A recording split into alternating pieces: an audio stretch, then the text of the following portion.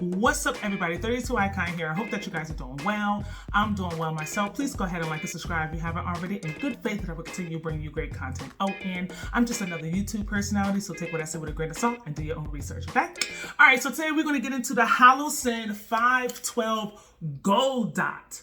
All right, this has a gold reticle. It has 3 different options. And before we actually get into it, first I want to thank Optics Planet for sending over this product. Without you guys and the support that you give this channel, I would not be able to make these reviews. So I appreciate it and thank you for it. Now, getting into this review. I'm going to read a couple of things off the back of the packaging that gives you an idea of what this gold dot is about. It just kind of sums it up. So before we get into actually showing the gold dot, I'm going to read what it says. So it is an enclosed designed red dot, which I'll show you. It has 50,000 hours for just the dot, and then there's 20,000 hours for the circle dot. Okay, it comes with 3 different options for reticles. There's a 2 MOA dot, and then there's a 65 MOA circle. Of course, it has solar panel technology, which Holosun is infamous for. It also has shake-awake technology, which Holosun is infamous for. There is a memory function for brightness settings. It has an absolute co-witness, a quick-release battery tray, and it is parallax-free. All right, so that's the gold dot in a nutshell. But let's get into it. So, of course, Holosun sends this awesome packaging, all right, with their logo right there. And when you take it off, of course, I just love their packaging. It has a little memory foam right here. Comes with the manual, a cleaning cloth, and this is pretty unique, actually. It comes with a torque tool that has a flat head on one end and the torque, you see it, on the other. All right, it's pretty much a multi-tool, and I think that's pretty unique that it comes the way it comes, so you have a little bit of flexibility. Now, let's get into the gold dot itself. So, here it is. Look at it. Oh my goodness. I just really love this gold dot. I love this optic. And if I call it a red dot, I don't mean to. I might slip up in the middle of the video and call it a red dot because I'm so used to saying red dot. But this is a gold dot. And oh my goodness, it kind of reminds me of a space shuttle. All right. And let me show you what I put this on to review it. I put it on my Connecticut compliant other. All right, I use this instead of my AR because with my other rifle it has a 16-inch barrel and this has a 12.5-inch barrel, and this is a little more rugged when shooting. So I wanted to see how it handled under the pressure of having it on this particular firearm. So let's get into it. First of all, at first glance, I'm not gonna lie, at first glance I said, it's not quite appealing, right? Because it looked like a space shuttle. And so I'm like, I don't want all that bulkiness on my rifle. And I didn't think it would, I figured it would hold up because it's very robust, right? It's very well made, but I'm like, it's too big. I could not have been more wrong. It is durable, it's rugged, it fit just fine on my, again, my 12.5-inch other. The way it's set in the grooves, you can see the attachment underneath, okay? It's set right on the Picatinny rail with no problem. What else? I will say that this is similar to their 512, which looks more like an EOTech, but the shroud around it, it kind of falls off, okay? So meaning the emitter is visible. So if debris gets in there, mud or what have you, the emitter will be pretty much distorted and you won't be able to see your red dot. Whereas in this, it's completely closed up. If you notice, oh, you see it on right now? If you notice, it's completely enclosed. Okay, so there is no debris that will stop you from being able to see the reticle. All right, now, of course, you have your access for windage and elevation. All right, you have your side buttons right here, and it's kind of rubberized, which is different than the material on the shroud, which gives you that immediate feel. So as soon as you put your fingers here, you know, okay, these are the buttons right here, which I really like. I also like that it's an integrated mount for the optic, all right? So you don't have to add one. Again, it's a co-witness. Notice Holosun blacked out their name, their logo. It used to have white lettering. Now it's completely blacked out. All right. Oh, before I forget, of course, solar panel right on top. Now, out the box is already zeroed for 25 yards, right? I forgot that. So when I took it out, I put it on the circle dot. Now, while it's on the circle dot, I shot initially low until I realized that, okay, Liv, you got to hold it higher, more of a 12 o'clock hold so you can get it right in the middle of the target. And I believe my target was about 12 yards-ish, all right? Then I moved on to the dot, which you'll see that I shot a little bit better because it was literally a 12 o'clock hold at that particular distance, and I was able to shoot it just a little bit better than I did the circle dot. Then once I finished that, I got down to the regular 65 MOA circle. Now, it seems like I don't ever shoot that well. For some reason, I don't just like a circle. I guess maybe if it was up close on a target, like silhouette, then it wouldn't be such a problem. But I have a issue with placing the circle. Like, I don't know exactly where to place it on a target. So I just end up shooting and it never turns out the way I want it to turn out. So on the 507C red dot, the optics plan is sent to the channel, I said that I like the dot better than the circle dot. But I think on this particular optic, I like the circle dot better than I actually like the dot, if that makes sense. I'm not sure why, but I do. One of the biggest differences that I noticed between a regular, micro dot and the 512 is that look at the view. All right, if you look at my hand is blocking it, but if you look at the window of the Holosun, it's huge. Okay, it's huge.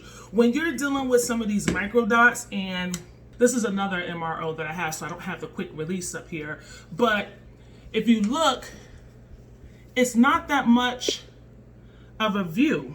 All right, when you look at the Holosun, it's way more open and allows you to have a greater field of view when shooting. That's one of the things that I really like about this. Now, it could be the spaceship effect that it has, right?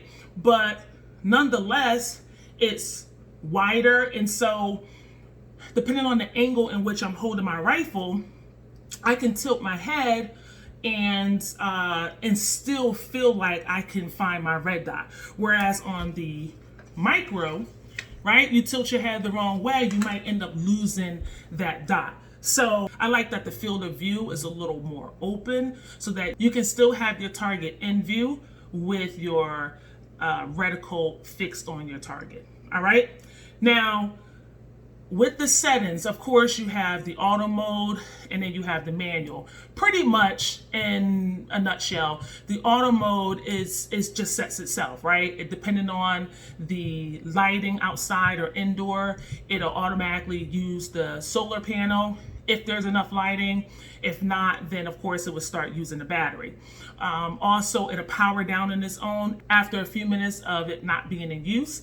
And then once it detects some type of movement, due to their shake awake technology, it'll automatically illuminate and that reticle will pop up. On the manual mode, you adjust it where you turn it off, you turn it on, you adjust the settings, and then you pretty much have control over how you want it to go. All right. So right now, let me just show you. I don't know how it's going to show up here, but let me see if I can do it for you.